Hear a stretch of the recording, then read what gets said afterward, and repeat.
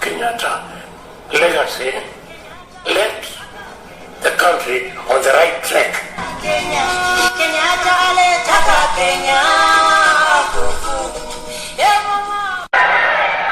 It only remains for me to present to you, Mr. Prime Minister, these constitutional instruments which establish Kenya's independence.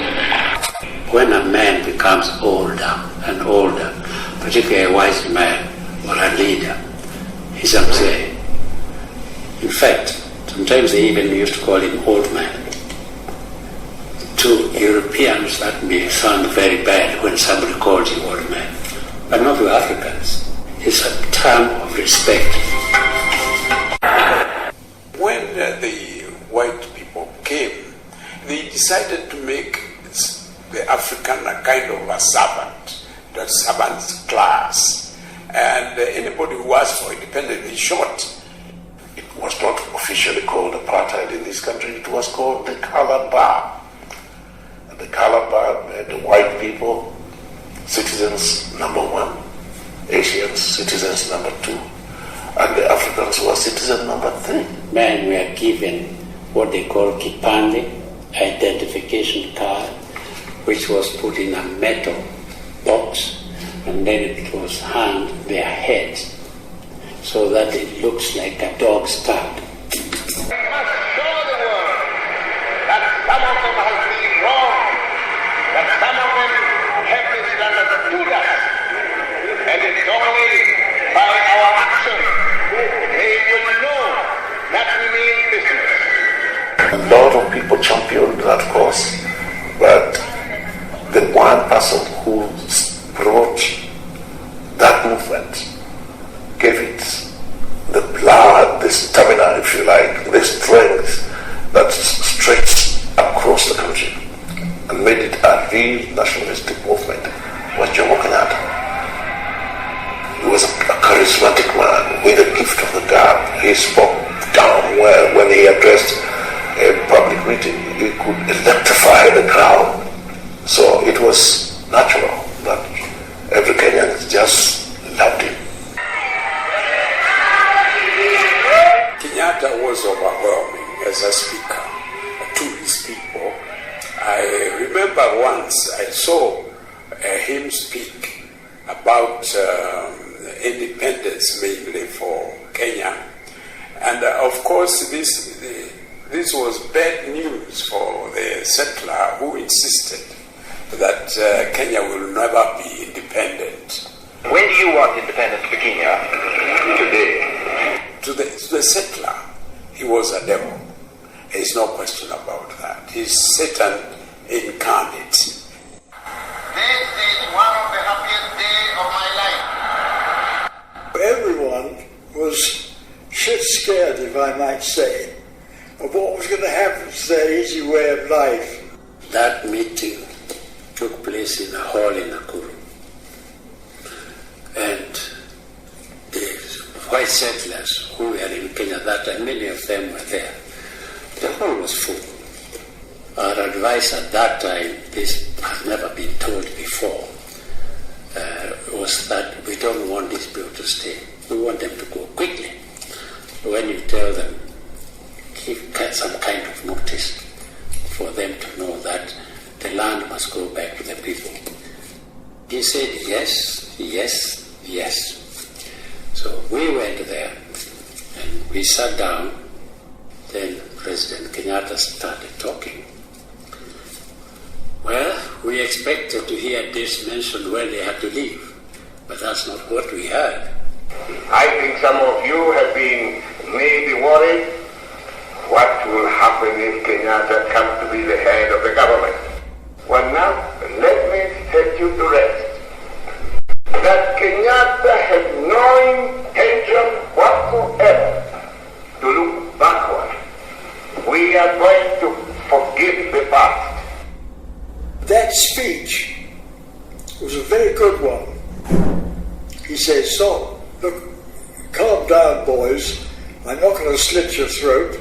If you behave yourselves, don't throw your weight around, there's a future for you here. That's not what we thought he was going to say.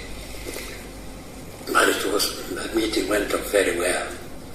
And they asked him questions, he handled them beautifully. We admired him. But still, he didn't say something that we had asked him to say. So when we finished the meeting, we went back to the small room just to discuss with him. Yes, I listened to you very carefully. I listened to your advice very well. But I did not accept your advice. If you look at it now, it was a very smart and a very wise way of doing it. We were men in a hurry, youth in a hurry, and we wanted to see them get out and get their notice. But he was much wiser than us. He would not sleep at State House because he said there were ghosts of white people. He said that he couldn't sleep because there were ghosts of white people and the frogs were cloaking. He thought they were saying he shouldn't be there. From then on, every night, however late, Kenyatta made a 50-kilometer journey to Gatondo. As well as being his birthplace, it was now the location of the home he shared with his wife Ngina and their 4 children, Christine, Uhuru, Anna, and Mohoho. Ngina was Kenyatta's 4th wife. He had 4 more children from earlier marriages, including one to a British woman while living in the UK. As a father and as a husband, he embraced traditional values. He liked his wife to look like a Kikuyu wife, not too anglicized or westernized. Trousers at the time here were not worn by, have just very recently been taken over. They were going to go for the inauguration of the Air Force, and Mama Ngina, looking for them to look best, wore trousers, and them said did not like it. Oh yes, I think she changed, yeah. At heart, he was still a very sentimental Kikuyu person, and loved in the evening nothing more than to have dozens of women chanting away in their tribal songs night after night after night. He loved that sort of thing.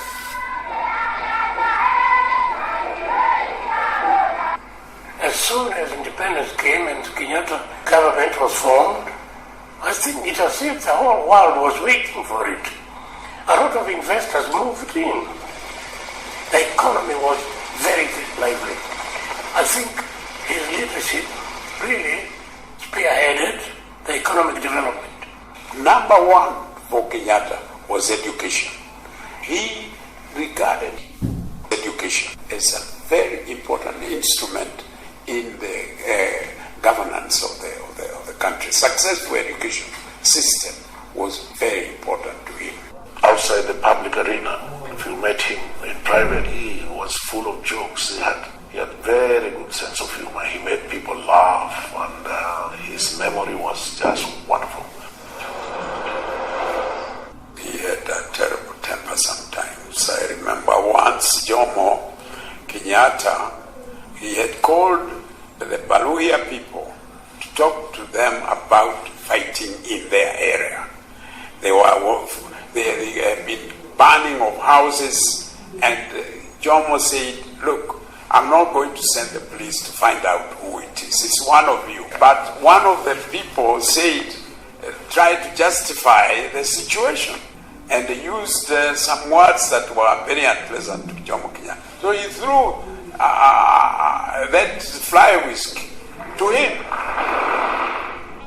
A scuffle broke out in which, on the main dais of these VIPs, somebody threw a chair in Kenyatta's direction. Well, Kenyatta obviously was very well prepared, and so were his people, for trouble. And trouble then began in a serious way. There was an awful lot of shoving and pushing. There was a lot of noise that was being made, and the voices were drowned. And of course, it was the duty of the police to protect and keep peace. The bodyguard of surrounded him and started firing outwards in a general kind of way. It was terrifying.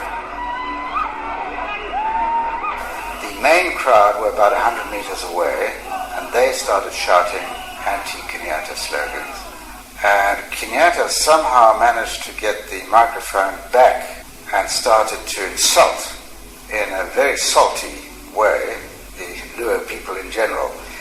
And on the BRP standstill, Odinga kept shouting back at Kenyatta. So it was a very, very explosive situation. Because the constitution had been changed so much, it gave Kenyatta the powers to detain without trial. And that showed clearly what kind of a despot he had become. An intolerant despot who could not tolerate any form of opposition.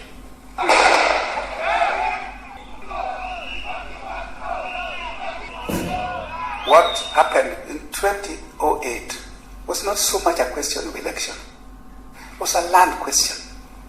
Election was just a trigger. Every time there's such a thing, it triggers that anger. Any spark can cause a conflagration. I have to admit the exercise was not as straightforward, it was not as successful, it was not as good as it should have been. Because if it had, I think we would have solved the problem which is still with us.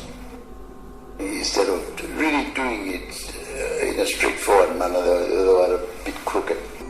I don't think Jomo Kenyatta was instrumental in the assassination of Tom Mboya, Piogama Pinto, and J.M. Kariuki.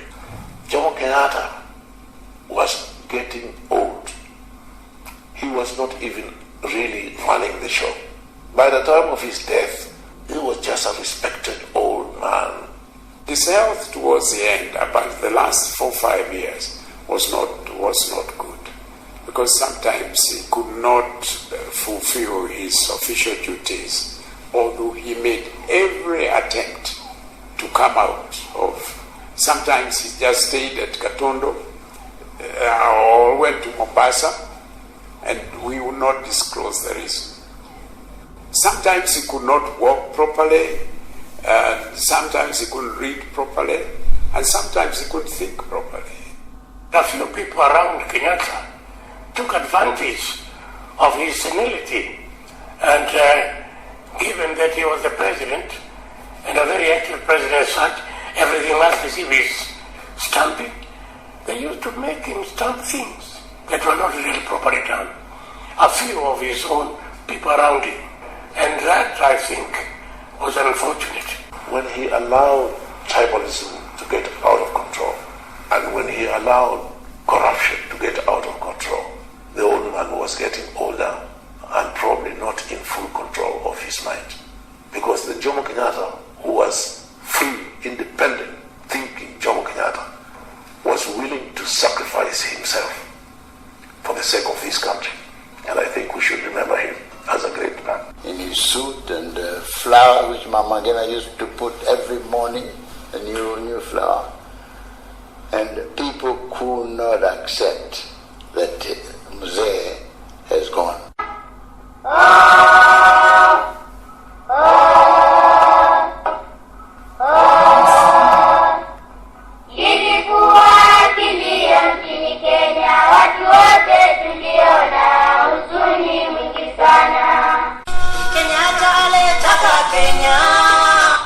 Kenyatta legacy left the country on the right track.